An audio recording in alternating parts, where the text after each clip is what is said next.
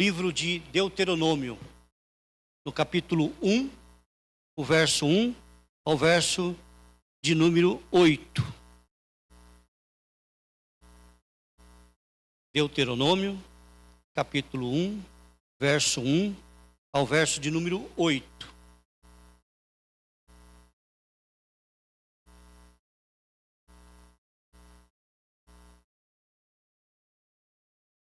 Vamos lá. Estas são as palavras que Moisés falou a todo Israel, da além do Jordão, no deserto, na planície defronte do mar de Suf, entre Parã e Tofel, e Labã, e Asharote, e de Zaabe, onde jornadas há desde Horebe, caminho da montanha de Seir, até Cades Barneia. E sucedeu que no 40º, no mês 11º, no primeiro dia do mês, Moisés falou aos filhos de Israel, conforme tudo o que o Senhor lhe mandara acerca deles. Depois que feriu a Sião, rei dos amorreus, que habitava em Esbom, e a Og, rei de Bazã, que habitava em Astarote e em Edrei, além de Jordão, na terra de Moabe, começou Moisés a declarar esta lei, dizendo: o Senhor nosso Deus nos falou em Horebe, dizendo: tempo bastante haveis estado neste monte. Voltai-vos e parti, ide às montanhas dos amorreus, e a todos os seus vizinhos, e à planície, e à montanha, e ao vale, e ao sul, e a ribeiro do mar, e à terra dos cananeus, e ao Líbano, e até o grande rio, o rio Eufrates. Eis aqui esta terra, eu a dei diante de vós. Entrai e possuí a terra que o Senhor jurou a vossos pais, Abraão, Isaque e Jacó, que a daria a eles, a sua semente, depois deles. Só repetindo o versículo 3, gostaria que os irmãos prestassem bem atenção no verso 3. E sucedeu que no 40º, no mês 11º, no primeiro dia do mês, Moisés falou aos filhos de Israel, conforme tudo que o Senhor lhe mandara acerca deles. Imagine o seguinte cenário: você tem 119 anos e 11 meses de idade. O fim da sua vida está próximo. Suas esperanças, suas expectativas estão se findando. Deus lhe disse que você não entraria na terra para a qual você tem liderado o seu povo por 40 anos. Você tem sido repetidamente criticado pelas pessoas que você liderou. Sua irmã e seu irmão, com quem você compartilhou os fardos da liderança, da jornada, da caminhada, faleceram antes de você. E você sabe que nenhum dos seus filhos, Gerson, Eliezer, não vão te suceder. Sua vida parece estar chegando a um fim trágico. Seu destino não alcançado. Suas aspirações não realizadas. O que você faz? Ele está falando a respeito de Moisés. O livro de Deuteronômio foi escrito. As narrativas que estão aqui, elas foram todos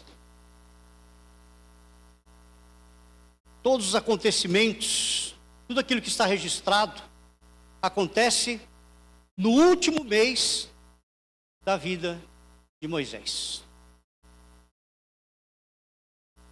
Por isso ele enfatiza ali, né, no verso de número 3, colocando aquela data.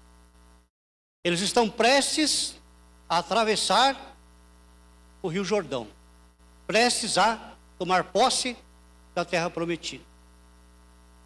E Moisés, já sabendo que ele não entraria, já tinha escolhido lá o seu sucessor, aqueles que iriam entrar na terra prometida. Então, diante desse cenário, do último mês de vida de Moisés, né, quando aqui ele diz: de todos esses acontecimentos, o que será que passou na cabeça do líder Moisés? Nós poderíamos imaginar várias respostas. Primeiro, você pode mergulhar em tristeza, frustração, refletindo sobre o que poderia ter sido feito se o passado tivesse tomado uma direção diferente. Você poderia continuar a implorar a Deus para mudar de ideia e deixar você cruzar o Jordão. Você poderia se refugiar em memórias dos bons tempos, dos 40 anos do deserto, quando o povo cantou uma canção após passar a seco no Mar Vermelho. Também quando eles deram seu consentimento à aliança no Sinai.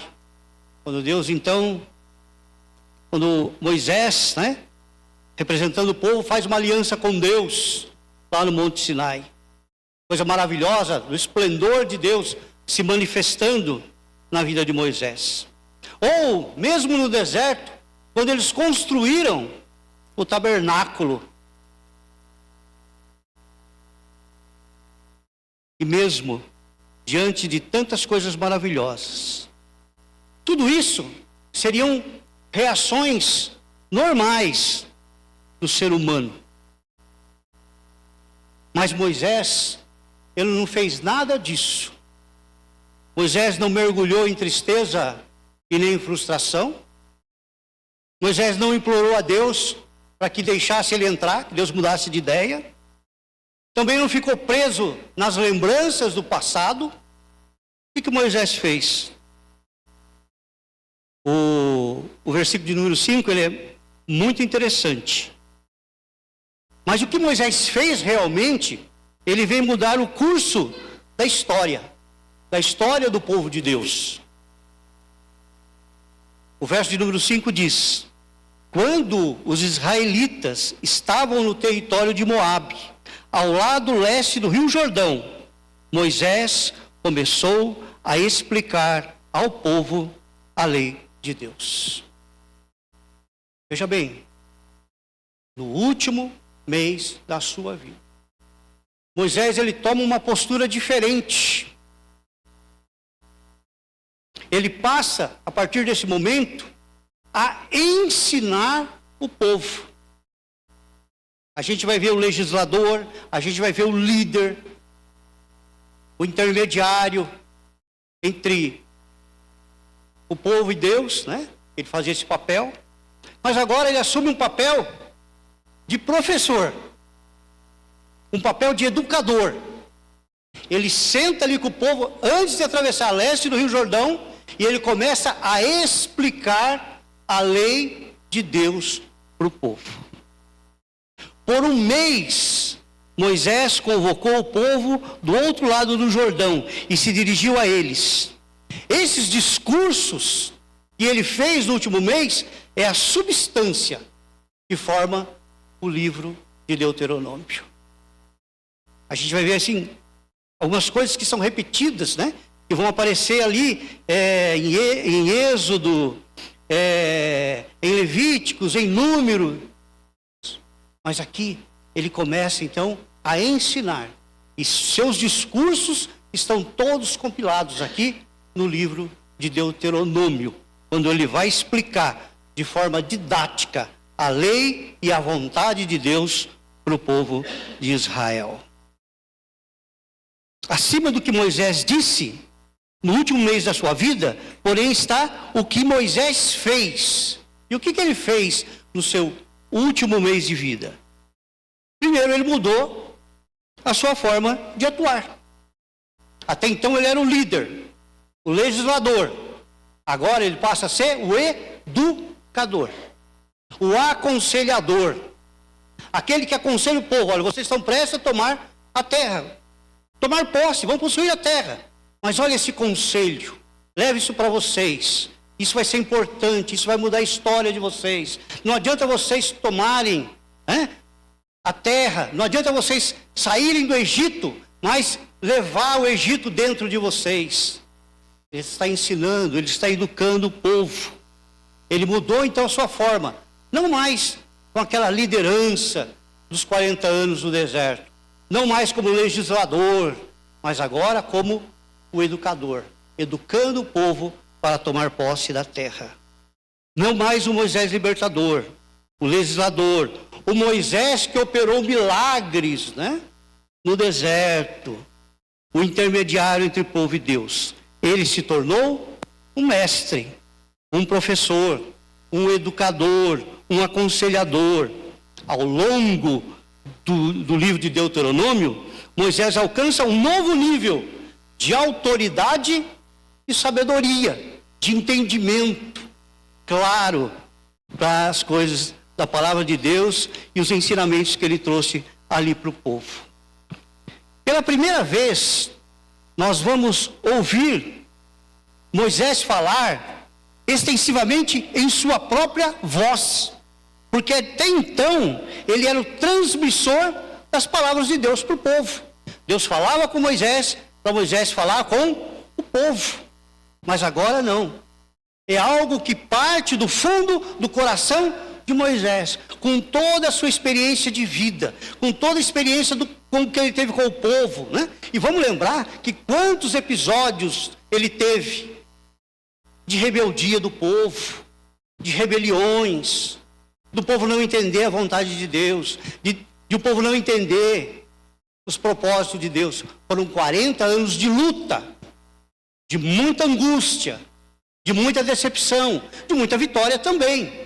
Mas agora é a voz de Moisés, é o coração de Moisés, é o sentimento de Moisés, é a experiência de Moisés adquiriu na vida. Um homem de 119 anos e 11 meses, faltando um mês para completar 120 anos de vida. Sua compreensão da visão e dos detalhes, ela é impecável. Basta a gente ler o livro, Que visão que ele tem ampla, que impecável é as suas palavras no livro de Deuteronômio. Ele quer que o povo entenda que as leis que Deus ordenou a eles são para o bem deles. Por isso que ele sentou e começou a explicar a lei. Ele passou a ensinar a lei. Foi muito mais abrangente, Tinha sido dado as leis, mas agora ele está explicando de forma clara, de forma objetiva, para que o povo aplique no seu dia a dia o conhecimento que eles adquiriram durante esses 40 anos no deserto. Todo o ensinamento, tudo aquilo que eles viram, tudo aquilo que eles presenciaram, eles precisaram trazer isso para a sua vida, no seu dia a dia, no seu cotidiano, algo que vai ficar para sempre, gravado na memória e no coração do povo. É a explicação, é o ensino. Então, didaticamente, ele passa o seu último mês de vida explicando a lei de Deus para o povo. Então, entenda as leis, porque a lei é para o bem de vocês. Se a gente imaginar o mundo da época de Moisés, aquele mundo antigo, todos os povos ali tinham deuses e tinham leis. Mas as suas leis, elas não eram dadas por Deus ou pelos seus deuses. Suas leis eram feitas por rei, por um faraó, por um governante. Ali nós temos o famoso Código de Hammurabi, famoso código, muito antigo, mas que foi feito por um rei. A única lei que veio de Deus é a lei do Senhor, a lei que foi dada a Moisés, a lei que Deus transmitiu ao povo de Deus, a lei que chegou diretamente do coração de Deus para o coração do povo. As leis, elas eram regras feitas pelo homem para a manutenção da ordem social. Mas para o povo de Israel era diferente. Suas leis vinham diretamente de Deus, Criador, sustentador do universo, sustentador da vida. Daí a declaração retumbante de Moisés: vocês devem obedecer-lhe e cumpri-los, pois assim os outros povos verão a sabedoria e o discernimento de vocês. Quando eles ouvirem todos esses decretos, dirão: de fato, esta grande nação é um povo sábio e um povo inteligente. Né? Deuteronômio 4:6. Nesse momento decisivo de sua vida, Moisés entendeu que, embora não estivesse mais fisicamente, né, com o povo quando entrasse na terra prometida, ele ficou, ele morreu, ele foi sepultado no local que ninguém sabe até os dias de hoje. Então o povo não atravessou, levando Moisés fisicamente, nem o corpo morto de Moisés. Né? Lembrar que quando o povo saiu lá do Egito, o povo levou consigo os ossos de José. Mas aqui Moisés não. Moisés ficou sepultado lá, naquele local. Então o povo não levou consigo o corpo de Moisés para sepultar na terra prometida, que poderia muito bem virar uma idolatria, porque as pessoas podiam fazer peregrinações ali no seu local de sepultamento e adorá-lo, né?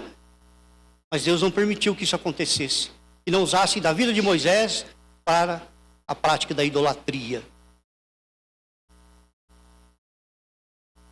Nós vemos então que o povo não levou consigo Moisés fisicamente, quando ele entrou na terra prometida. Mas mesmo assim, Moisés estaria para sempre com o povo, para sempre, de forma intelectual, de forma emocional e de forma espiritual. Por quê? Estava gravado nos seus corações toda a mensagem, todo o ensino. E isso foi para toda a vida. O corpo de Moisés não foi, mas os ensinamentos de Moisés chegaram até os dias de hoje. Tal fato é que nós estamos falando nessa noite de quem? De Moisés. Os ensinamentos, eles atravessaram o Jordão. Passaram por séculos e séculos. E chegaram até nós e continuam a estar no nosso meio, nos ensinando e nos mostrando algo tão maravilhoso da sua vida e da sua liderança. Moisés se tornou o pioneiro da talvez maior contribuição judaico-cristã ao conceito de liderança. A ideia de que aquele que ensina é o herói. O educador, o ensinador, o mestre, o professor, ele é o verdadeiro herói. Porque é através dele que os ensinos vão passando de geração em geração. Então o povo precisou de líder? Precisou. O povo precisou de um legislador? Precisou. Mas o que mais o povo precisava naquele momento era de um professor. Ele assume esse papel. Ao invés de se tornar-se vítima das circunstâncias, ele assume um novo papel. Um papel de ensinador. Para que o povo carregue consigo esse ensino tão maravilhoso, para que isso vá de geração em geração e molde a sociedade nova que estava nascendo. O povo de Deus na sua terra e chegando até nos nossos dias de hoje. Heróis são pessoas que demonstram coragem no campo de batalha. O que Moisés entendia era que as batalhas mais importantes não são as militares. As batalhas mais importantes do povo de Deus são as batalhas espirituais e as batalhas morais. É isso que o povo ia enfrentar. Batalha espiritual, batalha moral. Você está entrando em terra de povos idólatras, povos politeístas, com práticas pagãs, práticas terríveis. Então eles precisavam vencer essa batalha também.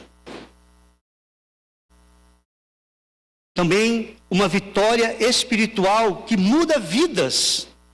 Uma vitória militar quase sempre dura pouco. Ou o inimigo ataca novamente, ou um novo e mais perigoso do inimigo aparece. Mas as vitórias espirituais podem, se sua lição não for esquecida, durar para sempre. Conquistas espirituais, elas devem ser permanentes nas nossas vidas. Todos nós, assim como o povo de Deus, enfrentamos batalhas espirituais do nosso dia a dia, em diversas áreas da nossa vida. E quando nós lutamos essas batalhas, na certeza que o nosso Deus está conosco, que os ensinamentos da palavra de Deus estão presentes na nossa mente, no nosso coração, no nosso entendimento, nós somos vitoriosos nessas batalhas. Não tem como fugir dessas batalhas. Elas estão todos os dias nas nossas vidas, nas nossas casas, nas nossas famílias, nos nossos relacionamentos. Nós vivemos em batalha constante. Jesus nos advertiu muito a respeito disso, dessa batalha que nós enfrentaríamos nos nossos dias de hoje. Os escritores das epístolas, falaram muito das batalhas espirituais que nós teríamos que enfrentar no decorrer das nossas vidas, assim como o povo de Deus também teve que enfrentar no seu dia a dia. Mas aqueles que ensinam as pessoas a ver, a sentir e a agir de forma diferente, que ampliam os horizontes morais e espirituais das pessoas, são raros hoje em dia. São raros. Pessoas que mostram caminhos, que mostram soluções. Diante de tanta confusão que nós temos no nosso mundo de hoje, são raros as pessoas que hoje mostram esse caminho, que têm esse discernimento de explicar, de ensinar, de falar. Porque nós vivemos num tempo hoje de misticismo, tudo é mágico, uma palavra, ela vai mudar todas as coisas. Quando na verdade não. Precisa ser explicado, precisa ser falado, porque as pessoas estão perdidas. Embora as pessoas hoje tenham um alto grau cultural de conhecimento, mas espiritualmente nós somos uma sociedade ignorante, que não conhece as coisas espirituais, que está sofrendo, padecendo por falta de discernimento. A palavra de Deus fala isso. O meu povo padece por falta de conhecimento. E vemos pessoas perdidas, pessoas vagando, pessoas sem rumo, sem direção, mesmo que uma grande bagagem intelectual, de diplomas, mas fracassado na vida pessoal, na vida emocional, na vida espiritual. A palavra de Deus tem essa capacidade de mudar a nossa história, de mudar a nossa vida. E essa era a preocupação que Moisés tinha com o povo. Vocês têm que mudar de vida. Vocês têm que mudar de atitude.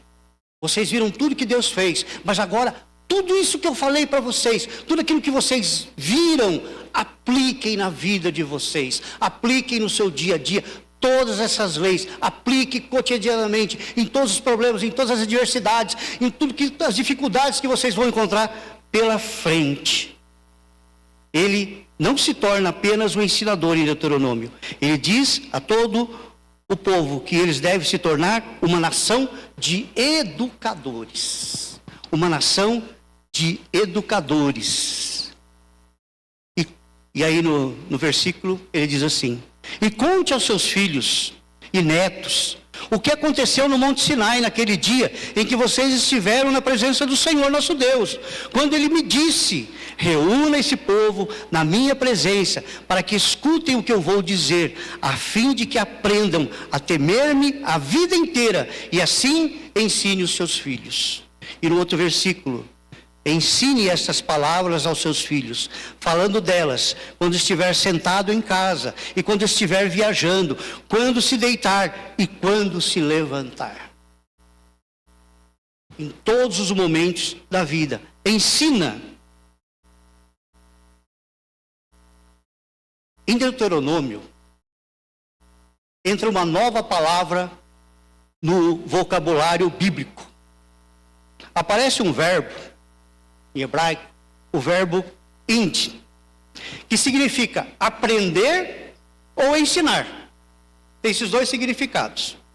Esse verbo não aparece nenhuma vez no livro de Gênesis, não aparece nenhuma vez no livro de Êxodo, não aparece nenhuma vez no livro de Levíticos, não aparece nenhuma vez no livro de Números, mas aparece 17 vezes no livro de Deuteronômio. Aprender e ensinar. Olha a preocupação que Moisés tinha com o ensino da palavra de Deus para com o povo de Deus. E nós vemos então aqui, nesse último mês de vida, a transformação na vida de Moisés, ali nos seus últimos dias de vida. E ela é uma transformação, uma das mais inspiradoras de toda a história bíblica. Ele se libertou do sentimento de dever não cumprido e da frustração, pois aquele povo, prestes a entrar na terra de Canaã, ainda estava com o seu coração endurecido. E ele mesmo não entraria na terra prometida. Ele se tornou um líder, não apenas para o seu tempo, mas para todos os tempos. Seu corpo físico não acompanhou seu povo quando eles entraram na terra, mas os seus ensinamentos o fizeram. Seus filhos não o sucederam, mas aquele povo o fizeram. Levaram todo o ensinamento. Ele pode ter sentido que não havia mudado seu povo em sua vida, mas na perspectiva completa da história, ele os mudou.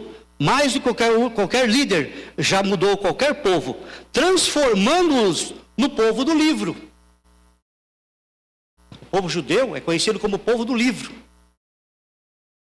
E se a gente for ver em volta ali, aqueles reinos do mundo antigo,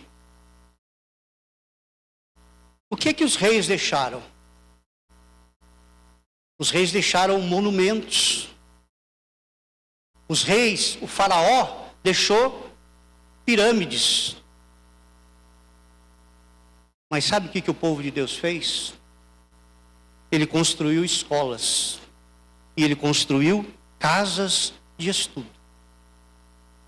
Tão importante isso. Se você vê hoje, os maiores ganhadores de prêmio Nobel fazem parte do povo de Israel.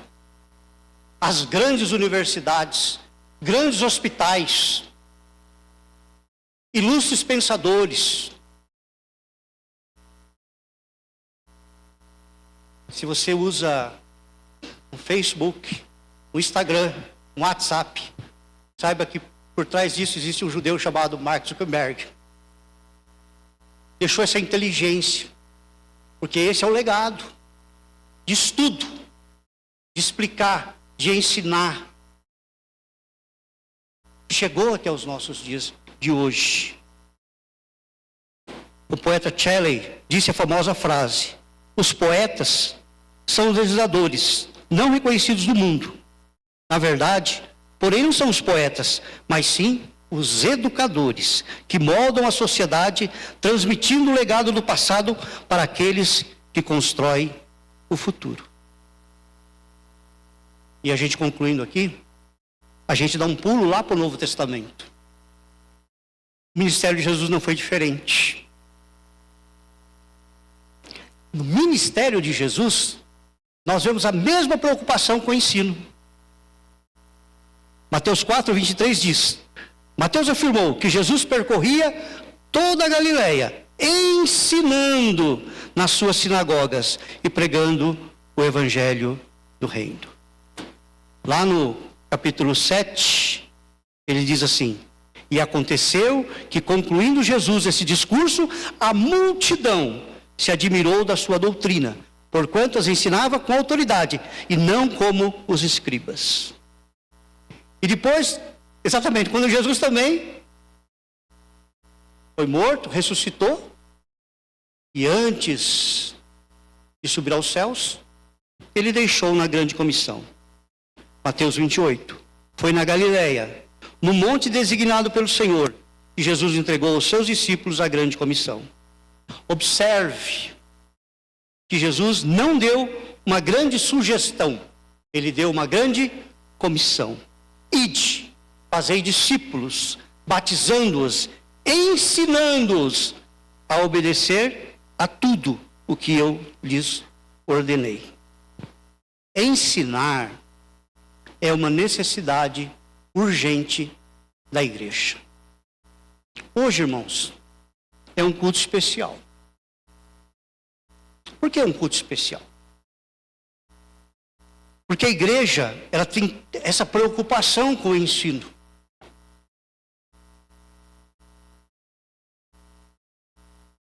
Hoje, no judaísmo, não existe mais o ofício sacerdotal, não existe sacerdote no judaísmo.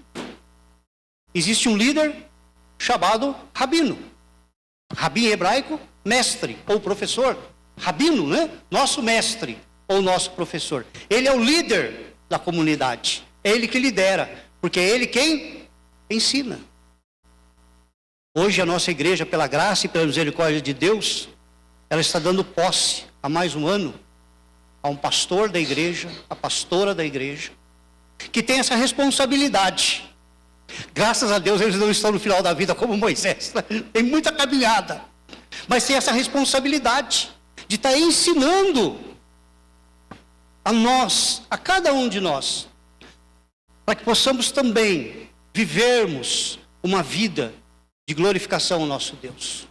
Temos lutas, temos dificuldades, mas pela graça de Deus, Deus tem colocado educadores, professores, mestres, pastores que nos conduzem diante de tanta adversidade, de tanta luta, trazendo uma palavra de aconselhamento, uma palavra de direção, uma palavra que muda a nossa história, que muda a nossa vida, que tem mudado vidas, transformado famílias, transformado o ser humano, de acolhimento, de amor.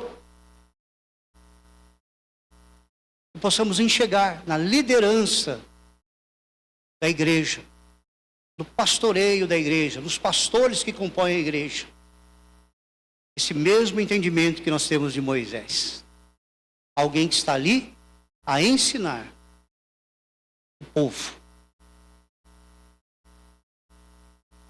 E esses ensinamentos, eles permanecem nas nossas vidas. Portanto, que os nossos corações sejam abertos a recebermos esses ensinamentos. E que sejamos assim também uma igreja educadora. E também sejamos professores nas nossas casas, no nosso trabalho, aonde quer que nós estejamos, para transmitir a palavra de Deus aos outros. E levar dessa forma o evangelho ao coração das pessoas. Num mundo tão conturbado, num mundo tão desestruturado, num mundo tão perdido, num mundo que não tem nenhuma direção, que busca um alívio, uma esperança, uma tábua de salvação. E a tábua de salvação é Jesus e o seu evangelho, que muda e transforma e tem a capacidade de restaurar, de refazer, de reconstruir o coração do ser humano. Possamos estar sempre nessa oração, pedindo que Deus nos use como instrumento da sua vontade. Vamos orar? Pai, nós louvamos, glorificamos e exaltamos o teu nome, Senhor. Tu és um Deus maravilhoso, ó Pai. Tu és um Deus que tem cuidado das nossas vidas, ó Pai. Um Deus que tem, ó Deus, tratado dos nossos corações, ó Pai. E nós abrimos o nosso coração e pedimos que o teu Santo Espírito venha estar conosco, ó Pai, falando aos nossos corações, mostrando a vontade do Senhor às nossas vidas, ó Pai. Nós pedimos e agradecemos em nome de Jesus. Amém. Nesse instante eu vou convidar o conselho da igreja que vem até a frente.